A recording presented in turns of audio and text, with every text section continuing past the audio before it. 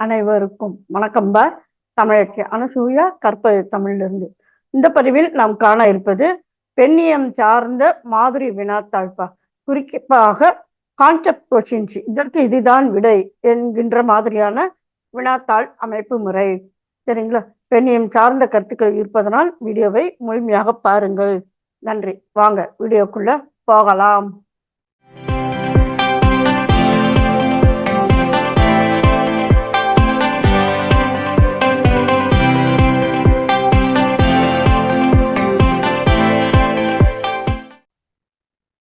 மேலை நாடுகளில், குறிப்பாக அமெரிக்காவில் பெண்ணிய விழிப்புணர்வை ஏற்படுத்திய நூல் என்று எதனை கூறுவர்? த ஃபெமினைன் மிஸ்டிக் என்ற நூல். எழுதியவர் பெட்டி ஃப்ரைடன் என்பவர். த ஃபெமினைன் மிஸ்டிக் என்னும் நூல் ஏற்படுத்திய விழிப்புணர்வு என்று எதனை குறிப்பிடுவர்?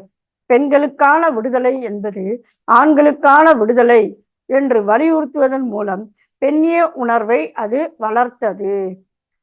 பெட்டி ஃப்ரைடன் தம்முடைய ஃபெமினைன் மிஸ்டிக் என்னும் நூலின் மூலம் பெண்ணிய விடுதலைக்காக உருவாக்கிய தொடர் என்ன தொடர்?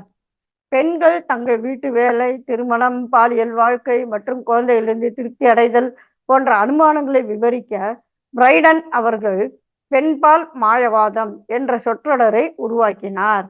இது முக்கியமான தொடர்பை பார்த்து கொள்ளுங்கள். யூஜிசில கேட்டிருக்காங்க. த ஃபெமினைன் மிஸ்டிக் என்பதன் மைய கருத்து யாது? பெண்கள் தங்கள் கணவர் மற்றும் குழந்தைகளுடன் தொடர்பு உடையவர்களாக மட்டும் அல்லாமல் சலிப்பான மற்றும் திரும்ப திரும்ப செய்யும் வீட்டு வேலைகளை செய்வதன் மூலம் தனிப்பட்ட திருப்தியையும் தேடுகிறார்கள். சரிங்களா? இந்தியாவில் மகளிர் இயல் என்ற சொல் எப்பொழுது முதல் பயன்படுத்தப்படுகிறது?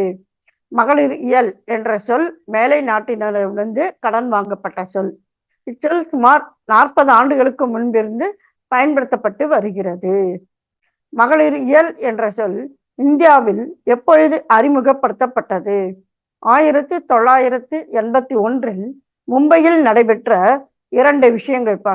தேசிய மாநாட்டின் முக்கியத்துவம் மற்றும் பல்கலைக்கழக மானியக் குழுவின் ஊக்கம் ஆகியவற்றால் மகளிர் இயல் என்னும் சொல் அறிமுகப்படுத்தப்பட்டது. இந்தியாவில் பெண்கள் பற்றிய ஆய்வை ஊக்குவித்த நிறுவனங்கள் யாவை? பல்கலைக்கழக மானியக் குழு யுஜிசி, இந்திய சமூகவியல் ஆய்வுக்குழு ICSSR, அறிவியல் தொழில்நுட்ப ஆய்வுக்குழு CSIR என்ற நிறுவனங்கள். மகளிர் பிரச்சினைக்கான ஆய்வுகளில் முன்னோடிகளாக உள்ள இந்திய நிறுவனங்கள் SNDT மகளிர் பல்கலைக்கழகம் மும்பையில் இருக்கின்றதுப்பா. Centre for women's development studies மகளிர் முன்னேற்ற ஆய்வு மையம், அது புதுடெல்லியில் இருக்கின்றப்பா. மிக முக்கியமான பகுதி, பார்த்து கொள்ளுங்கள். மகளிர் மேம்பாட்டிற்காகவே தமிழ்நாட்டில் தொடங்கப்பட்ட பல்கலைக்கழகம் எது? அன்னை தெரசா பல்கலைக்கழகம். அதாவது கொடைக்கானல்ல இருக்குங்கப்பா. இது மகளிருக்கான பிரச்சனைகளுக்கு ஆய்வுகளில் தான் அது ஈடுபட்டு வருகின்றது. மகளிர் சார்ந்த பிரச்சனைகள், சந்தேகங்களை நீக்கும் வகையில் எழுதப்பட்ட நூல் என்று எதனை கூறுவர்? The female imagination. அதாவது பேட்ரிசியா மேயர் என்பவர் எழுதியது பெண் கற்பனை என்கின்ற நூல், 1975. பெண்ணிய திறனாய்வு என்பதற்கு ஜூடித் பெட்டர்லி தரும் விளக்கம் யாது? பெண்ணிய திறனாய்வு என்பது ஒரு அரசியல் திட்டம். அதன் குறிக்கோள் உலகிற்கு விளக்கம் அளிப்பதல்ல, உலகை மாற்றி அமைப்பது ஆகும் என்று கூறுகின்றார். பெரும்பான்மையான பெண் எழுத்தாளர்கள் கவனக்குறைவால் மறந்து விடப்பட்டவர்கள் அல்லர், வேண்டுமென்றே மறைத்து விடப்பட்டவர்கள் என்று கூறியவர் யார்? ஆனிஸ் பிளாட் என்பவர். பெண் எழுத்தாளர்களின் படைப்புகளை அச்சில் கொண்டு வராமல் மறைத்து வைக்கப்பட்டனவற்றை புத்தகங்களாக உருவாக்கி வெளியிட்ட நிறுவனங்கள் யாவை? பெண்ணிய வெளியீட்டகம், ஃபெமினிஸ்ட் பிரஸ் அப்படிங்கிறது அமெரிக்காவில் இருக்கின்றது. அதே மாதிரி விராகோ பதிப்பகம் என்று பிரிட்டனில் இருக்கின்றது. இந்த 2 நிறுவனங்கள். பெண்ணிய சிந்தனைகள் என்று நோக்கும் பொழுது உலக அளவில் யாருடைய சிந்தனைகள் முன்னோடியாக பார்க்கப்படுகின்றன? தந்தை பெரியாரின் சிந்தனைகள். பெண்ணியம் என்பதற்கு பெண்களின் விடுதலைக்காக பெண்கள் நடத்தும் இயக்கம் என்று வரையறுப்பவர் யார்? Jill Johnson. அதாவது the liberation of woman for woman. அடுத்த வினா பொறுத்துக்கங்கப்பா. ஜானிஸ் உட்வெல்சல், த மேஜிக் கம், ரேனா கிரானலி, சுஷிலா கௌஷிப், பிரேமா அருணாச்சலம். இந்த பக்கம் the world of woman, feminism, woman in Indian society, women's oppression, அதாவது பேட்டர்ன்ஸ் அண்ட் பெர்ஸ்பெக்டிவ்ஸ் அப்படிங்கிற பெயர் புத்தகம் எழுதியிருப்பவர். இப்ப சரியான விடையினை பொருத்துவோம். சரியான விடை பார்த்தோமானால் இந்த கடைசியில் இருப்பார், அதாவது அதற்கு அதற்கு நேராகவே அமைந்திருக்கின்ற விடைகள். ஏன்னா புதுமையா புதிய செய்தியாக நம்ம அறிய இருக்கும் பொழுது மாற்றி மாற்றி கேட்டால் நன்றாக இருக்காது. அதனால் இவ்வாறு கொடுக்கப்பெற்றது. அடுத்ததாக, மேலை நாடுகளில் பெண்களின் முன்னேற்றத்திற்காகவும் நலனுக்காகவும் போராடிய மகளிர். மேரி wollstonecraft, எம்மா கோல்ட்மேன், ஆலிஸ் பால், சைமன் டி பொவாயர், பெட்டி பிரைடன், ஷீலா ரோபோத்தம். இந்திய பெண்களின் முன்னேற்றத்துக்காகவும் நலனுக்காகவும் போராடிய மகளிர் இந்திய அளவில்: Annie Besant, Sarojini Naidu, doctor Muthulakshmi Reddy, M E. Cousins, Heerabai Tata, Mithan Tata, Rajkumari Amrit Kaur, பண்டிதர் ரமாபாய், பேகம் ஹமீத் அலி, விஜயலட்சுமி பண்டிட், கமலாதேவி சட்டோபாத்யாயா. சரிங்களா? சட்டசபையில் விலை மகளிர் ஒழிப்பு மசோதா கொண்டு வந்தவர் யாரு? வெங்கட ரத்னம் ஐயர் 1927 கொண்டு வருகிறார். மசோதா அப்படின்னு சொல்லி சொன்னோம்னாக்கும் இது கொண்டு வரலாம் அப்படிங்கிறதுக்கு பலருடைய கருத்தை கேட்டு வெளியிடப்படுகின்ற ஒரு அறிக்கை, அதன் பெயர் மசோதா. சரிங்களா?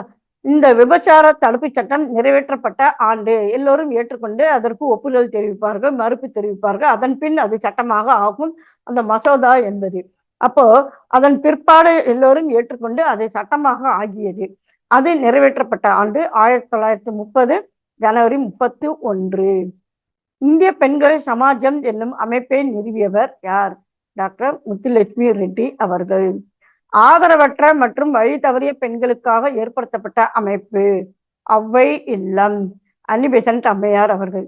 அப்புறம் அந்த அம்மா நிறுவனத்துக்கு அப்புறம் முத்துலட்சுமி ரெட்டியார் அவர்கள் என்ன செஞ்சாங்க, அடையாறுல நிறுவி அதனை மிக பெரியதாக ஆக்கினார்கள்.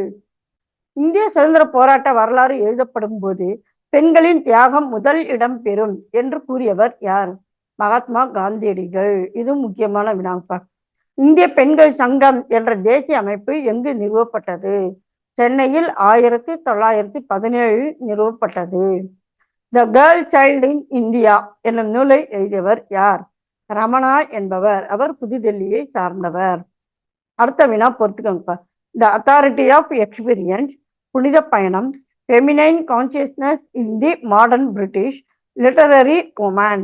இந்த பக்கம் Arlyn Diamond Lee Edward, Dorothy Richardson, C J. Kaplan, Ellen Moers. இது 2 பேர் சேர்ந்து எழுதிய நூல்பா. இதற்கான சரியான விடை இந்த நேராகவே இருக்கின்ற இப்ப 1, 2, 3, 4. The authority of experience Arlyn Diamond மற்றும் லீ எட்வர்ட் எழுதியாக்காங்க. புனித பயணம் Dorothy Richardson. Feminine consciousness in the modern British C J. Kaplan அவர் எழுதியிருக்கின்றார்.